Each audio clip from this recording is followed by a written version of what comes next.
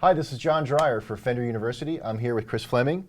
So you just bought that brand new Fender neck. Well, Chris will show you the proper method for filing the nut for the proper string height. Chris, why don't you take us through the steps? Will do. Thanks, John. First thing, this is a relatively complicated and specialized process. So unless you feel really comfortable, you're really mechanically handy, and you have the right tools, you may want to take this down to your local repair shop or music store to have an authorized person do this for you, because it could end up being bad, and you don't want that. So what we need to do this job are nut files. These you can get from the internet from some of the Lutherie supply houses, and these have the correct sizes for the string gauge we're going to do here. And then I have a feeler gauge, and this is a .010 feeler gauge, and that's where we can get the string height correctly from the first fret. Now you'll notice I already have this guitar basically strung up, close to being set up. You want to have all your strings on, you want to have the neck fairly adjusted and the bridge height pretty adjusted before you do this, because if you have a bowed neck and you cut the nut slot too low, you're going to have a problem. And also, if the neck's back bowed a little bit and you don't cut it enough, you could end up with problems. So you want to get the guitar really close to where it's going to be. You'll notice on your Fender neck that the nut slots are already pre-slotted for you. Now this makes it a lot easier. One of the hardest parts of making a nut and putting the string height to the right level is actually putting in these slots evenly. So this will make your job a lot easier if you choose to do it yourself. So we have a string set here that I believe is 9 to 42. And so we'll take our files and find the correct file sizes. I usually start on the E string.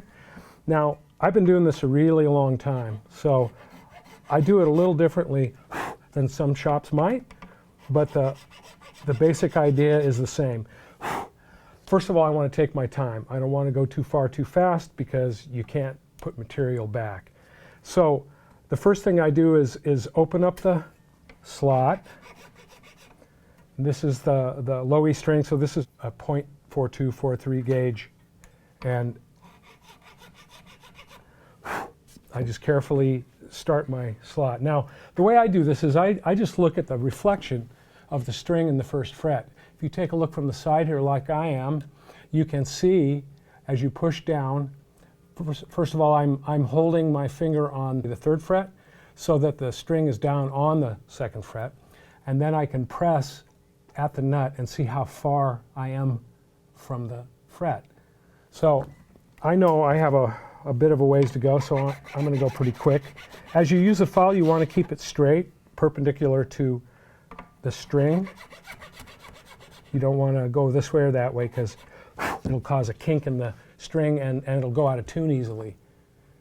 So I'm getting there. Now, most setup guys will use this gauge, and that's also a really good way to do it, and maybe the way that you choose to do it. Is there a certain angle over the nut that you need to be, or is it straight? Yeah, there is actually. Usually what you want to do is to point your file kind of down at an angle towards the string post. You don't want to go too far, because you can hit the edge of the finish here on the back of the nut. Looks like I did that a little bit already. But you do want to angle back, because the idea is by the time you're done, you want a slight ramp down towards the string tree. And what you want to do here is make sure that when you're done with this, that the string's resting basically on the front of the nut. If you were to make an angle or make it round, the nut might buzz.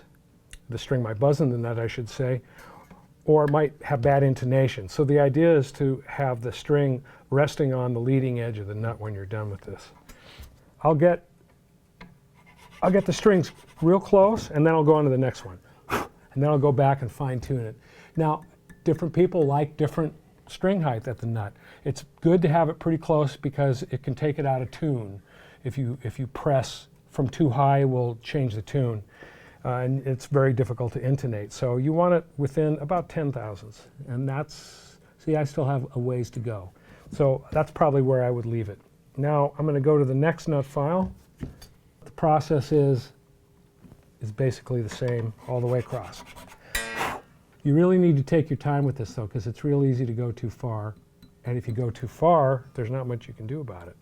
Then what I would do to finalize this is I'd actually play a little bit, and I can feel that it definitely needs to come down a little bit. It's real important to get the strings even to the first fret across the strings, because it'll feel funny. It'll be difficult to stay in tune, and so it's important to get them level. So the next thing I would do is to use a gauge, which is a good way to do it. And this one's pretty close. Not too bad. Thank you very much, Chris. My pleasure. For more information and to find out how to purchase Fender necks and bodies and other parts, please visit fender.com.